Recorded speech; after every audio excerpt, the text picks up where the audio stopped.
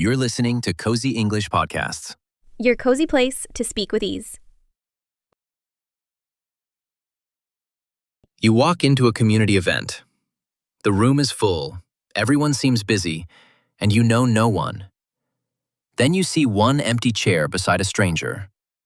You want to speak, but your mind goes blank. Saying hello for no clear reason feels big. You could ask about the chair. Is anyone sitting here? Wait, was that small talk? Or did a simple question open the door for it?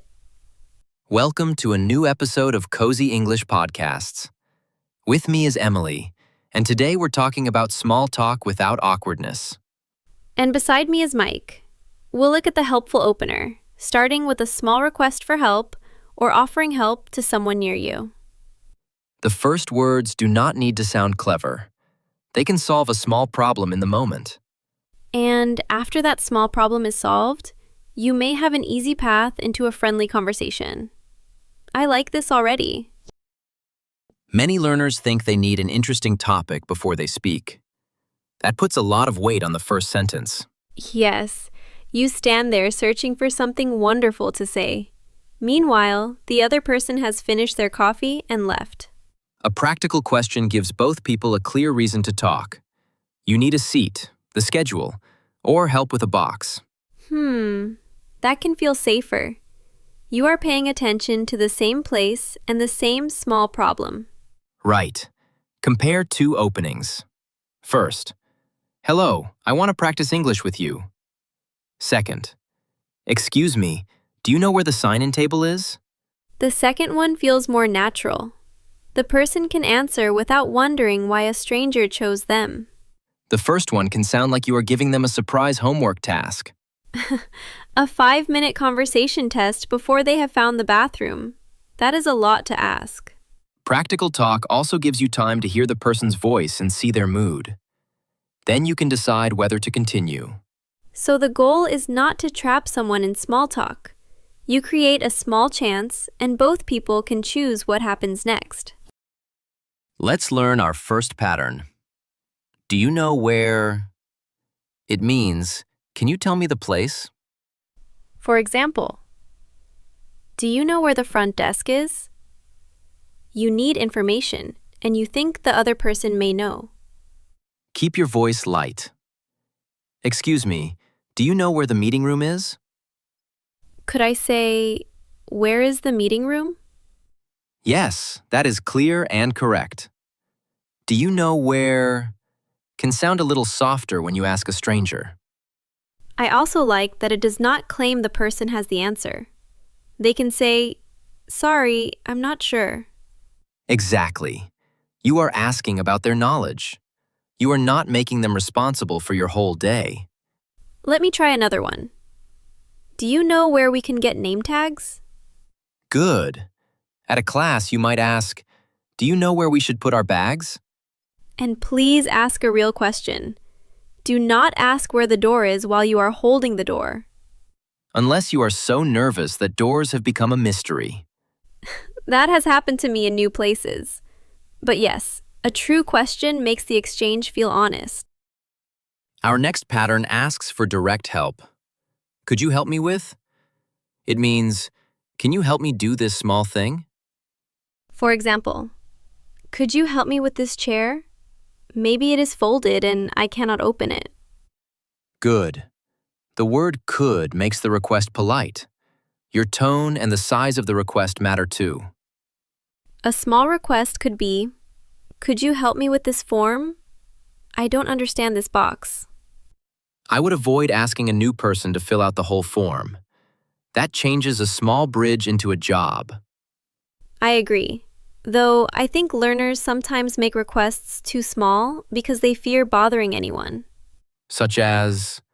They struggle with a heavy door while someone beside them is free.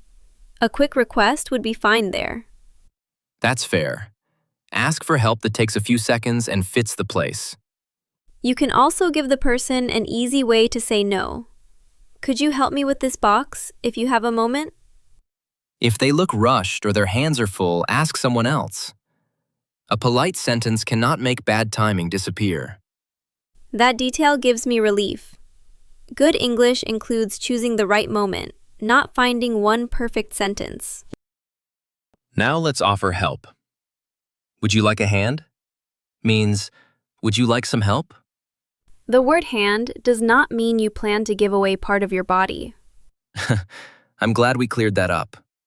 You might see someone carrying 3 folders and trying to open a door. You can say, "Would you like a hand?" This phrase sounds friendly and common. You can also name the task. Would you like a hand with those chairs? I once thought a hand meant help with carrying things only. It often fits physical tasks, but people use it for other simple jobs too. Would you like a hand setting up the table? I would not use it for private work. If someone is reading a personal email, I should not offer a hand with that. Yes, please let them keep their email and their peace. A good offer responds to something you can see. It says, "I noticed," and "I can help," without making the person feel weak. If they say no, smile and let it go. The offer itself can still create a warm moment. And if they accept, you now share a small task. Talking often feels easier while your hands are busy. We should talk about being genuine. A genuine request or offer comes from a real need in that moment. Does that mean I must wait for a perfect little problem before I can speak? No, you can notice ordinary things. Maybe you need to check the start time or find a place for your coat. But I should not drop my pen on purpose and hope someone picks it up. Please do not build a friendship plan around a falling pen. So, my great social plan needs some work. A made-up request may feel false because you already know the answer. It can also confuse the other person. An honest question can be very small. "Do you know if this seat is free?" That is enough. Offers should also match what you see. If someone is handling the task with ease, they may not need you to step in. I sometimes offer too fast. I mean well, but the person may want to do it alone. I've done that too. We can pause, look at the situation, and offer once. Then we respect the answer. That feels kind. We show care without taking control. The practical exchange is only the first bridge. Next, you can move toward a friendly introduction. This is the part that makes learners nervous. How do we change the subject without sounding planned? Use the phrase, "by the way." It tells the listener you are adding a new thought or making a small change in the topic. For example, after someone shows me the coat area, I can say, "Thanks. By the way, I don't think we've met." Exactly. Then you can share your name if that fits the moment. Could "by the way" sound sudden? It can if the next question is too personal. Thanks. By the way, how much money do you make? That would be a wild turn. From coats to money in 4 seconds. No, thank you. Keep the new topic close to the situation. By the way, are you in the evening class too? That feels smooth because the place gives us the next topic. You can also stay with the practical moment for one more line. Thanks for helping. These folding chairs are harder than they look. That gives the other person room to laugh, agree, or return to what they were doing. Let's try this at an English class. You arrive early and see another student near 2 classroom doors. I'll be the new student. Excuse me, do you know where the beginner class meets? I think it's in room 12, right through that door. Thanks. By the way, are you in that class too? Yes, I am. I started last week. Nice. This is my first day, so I'm glad I asked the right person. That exchange worked because the first question was useful. The next question stayed close to the class. Let's make it less perfect. What if you do not know the room?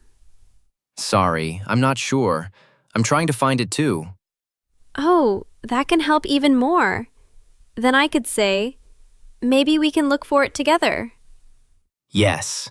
2 lost students now have a shared task. Neither person needs a clever story. And if we enter the cooking class by mistake, we may learn English and make soup. A useful afternoon either way. The small problem can give both speakers something clear to do and something easy to talk about. Here is another useful question. Is this your first time here? It means, have you come to this place or event before? It works well after the practical exchange. I would not ask it while the person is still lifting a heavy table. Good point. Finish the task first. Then say, thanks for that. Is this your first time here? A person might answer, yes, I saw the event online. Or, no, I come every month. Both answers give you a possible next question. You could ask what they enjoy about the event. Is the phrase only for places? It can fit an activity too. Is this your first time helping at the food drive? That is a community event where people collect food for families who need it. The question fits because both people are helping there. Nice, clear explanation. Let's hear the whole exchange. Would you like a hand with those boxes? Yes, please. They're lighter than they look, but there are a lot of them. No trouble.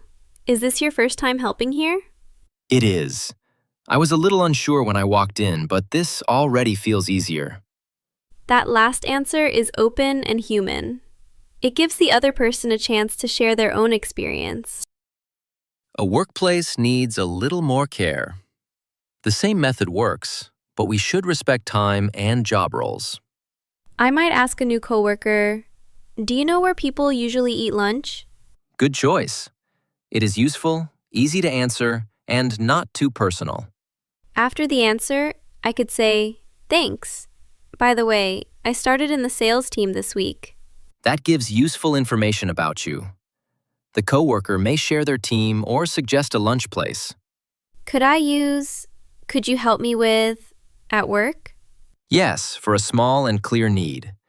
Could you help me with this printer? I'm not sure where the paper goes. Printers have started many office friendships and several office arguments. Mostly arguments between people and printers. Fair. After the coworker helps, I might say, thanks. I owe the printer one less angry look today. That light comment may lead to a chat. But if the coworker checks the time and turns back to work, end there. A brief exchange still went well. You asked with care, got help, and thanked the person. We also need a natural way to accept help. Try, that would be great, thanks. It means, yes, I would like your help, and I appreciate the offer. Right. Someone asks, would you like a hand carrying those cups? You answer, that would be great, thanks. It sounds warmer than saying yes alone. You can also say, yes, please. Both are polite and clear. Let me think. Could that would be great sound too excited for a tiny task? It depends on your voice. With a calm tone, it works for small help. If someone holds a door, thanks is enough. I see. We do not need a full sentence for each kind act. That would turn a 10-second walk through a door into an award speech. I would like to thank the door, the building, and everyone who believed in me. Keep the response the same size as the help. Small help gets a short, warm answer. That idea is easy to remember. The words should fit the moment, like the request itself. Now, let's notice signs that the other person wants to keep talking. They may smile, face you, or ask a question back. Yes, they may also give a longer answer. The meeting room is upstairs, and I'm going there now. Do you want to come? That answer offers time together. You can accept and continue talking on the way.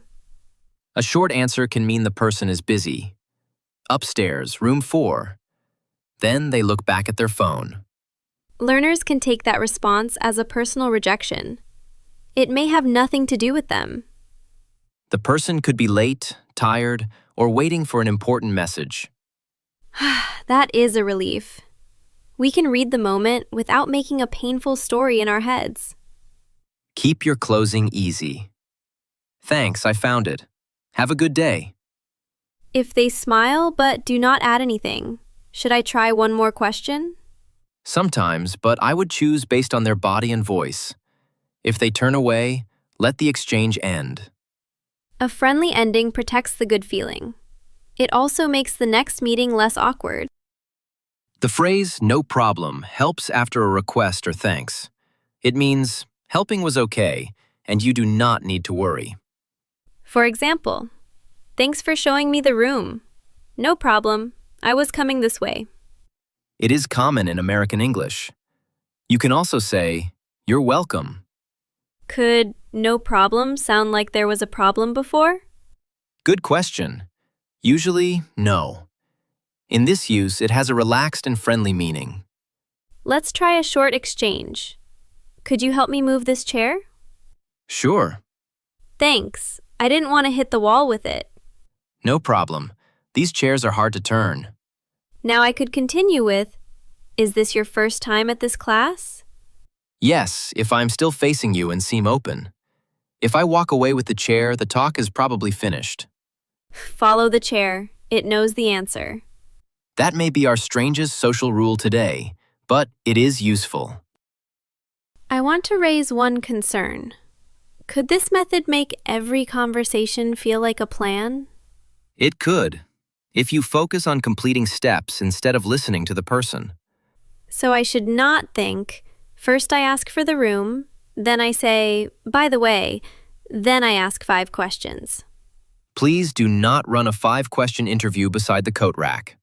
I agree. Still, a simple plan can help a nervous learner take the first step. Yes, and I'm changing my answer a little. A plan can give you courage. The other person's response decides whether you use the next part. That balance feels right. Prepare one opener, then listen. If they answer with energy, you can share something small about yourself. Such as, I'm new to this class. I was worried I had the wrong room. That small, honest detail can help the other person relax too. They may have felt the same way last week. Conversation starts to feel less like a performance.